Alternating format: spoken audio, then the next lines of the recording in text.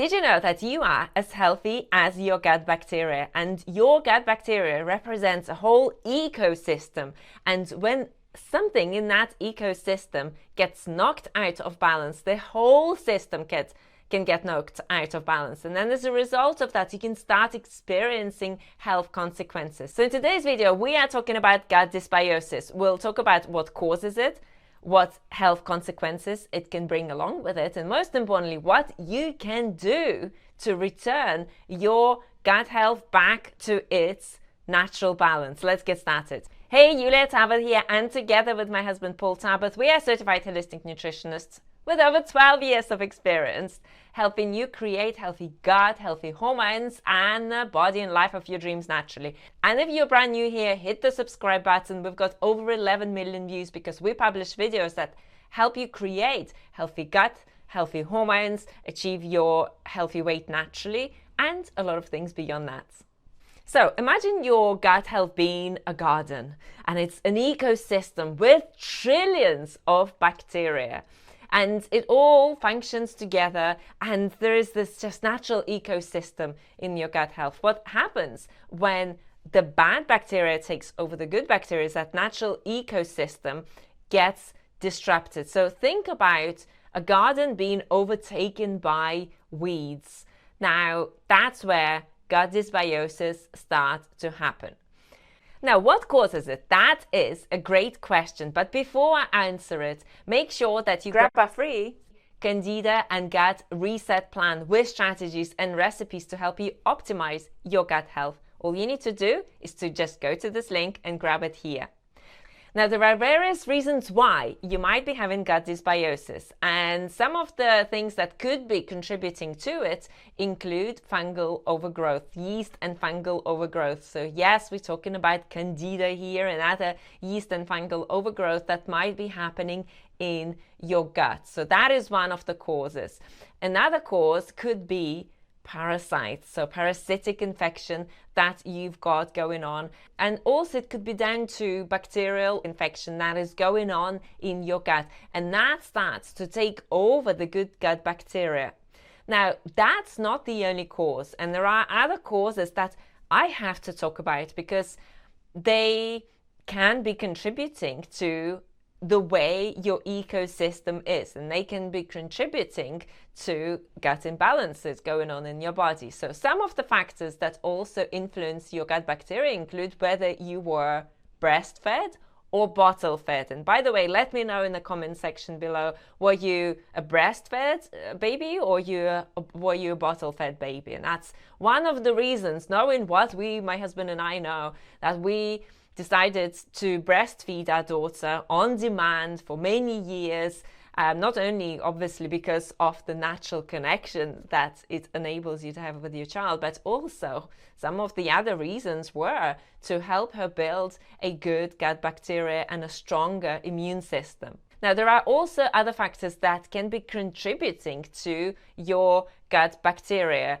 And these include your location. Are you in the middle of an industrial city, or are you surrounded by forests and mountains and lakes and fresh and clean air?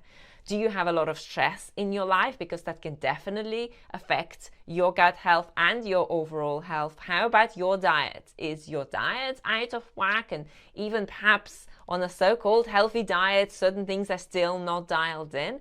And also, how about your contact with nature? Because now we know more, and now we know that exposure to nature positively influences our gut health. So all these factors play their role when it comes to helping you maintain, restore, and build a healthy gut microbiome.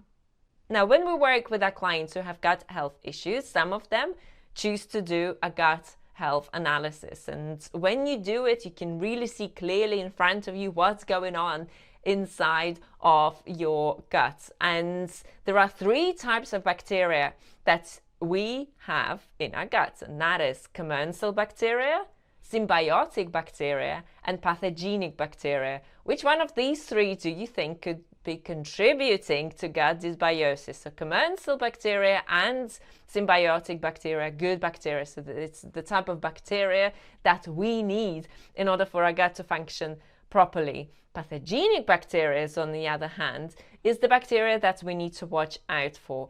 Now, it's very important to talk about the health consequences that gut dysbiosis can lead to, so that you start to understand the link between your gut and your wider health as well, and what's going on in your body. And some of these include IBS and different problems with your gut health. And I want to remind you that a healthy gut means that you don't have any problems whatsoever. You go to the bathroom every single day, at least once a day, once or twice a day, and it's all nice and smooth and easy, and you don't have any gas or bloating or any discomfort whatsoever. You literally feel like everything is healthy and functioning well, and you feel light after your meal. And that is the state I have personally been able to achieve with the steps that I'm going to talk about in this video.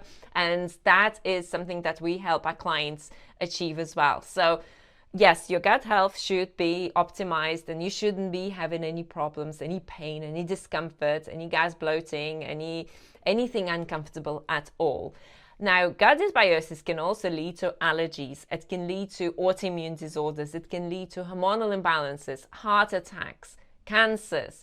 It can lead to diabetes and fatty liver and a lot of other problems that people can start experiencing. So if you think about it, whenever you start to get larger symptoms in your body, so let's say it's an autoimmune disease like Hashimoto's, for example, or perhaps it's a hormonal imbalance, or all of a sudden you have a lot of allergies and intolerances, or all of a sudden your mental health is not where it used to be, because gut health is linked to your mental health.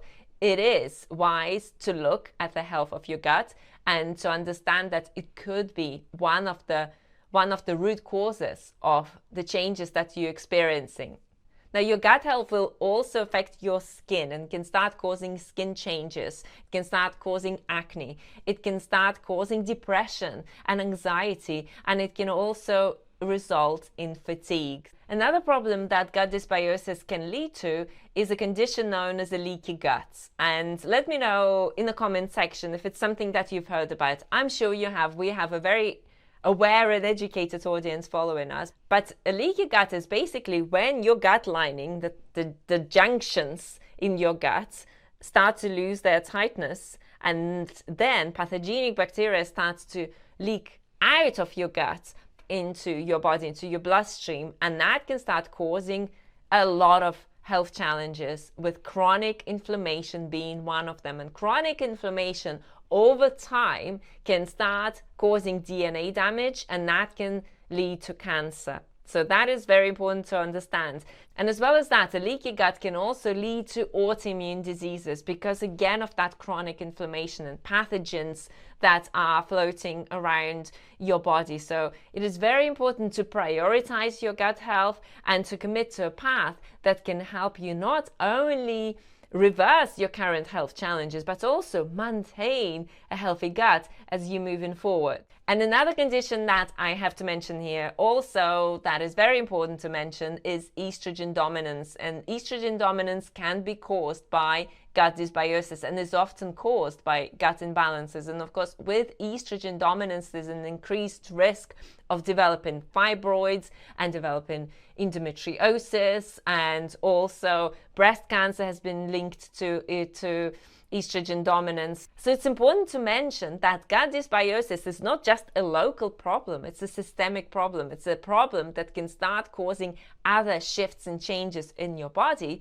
and that can start to have a really big effect on your life, on your quality of life and your health as well. So the question is, what can you do to not only balance your gut dysbiosis, but also reverse the damage or heal the damage that's been done to your gut over the years, and most importantly, take things forward in the way where you're able to maintain healthy gut bacteria moving forward. So let's talk about it.